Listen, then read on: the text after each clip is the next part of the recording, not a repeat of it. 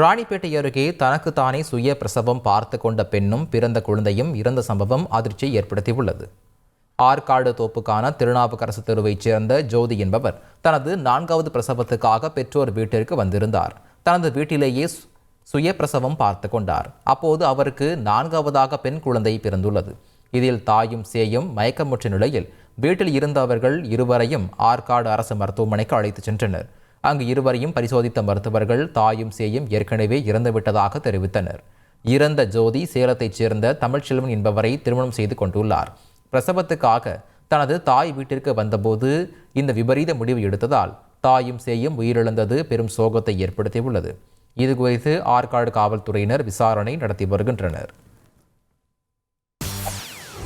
செய்திகளை உடனுக்குடன் தெரிந்து கொள்ள உடனே சப்ஸ்கிரைப் பண்ணுங்க.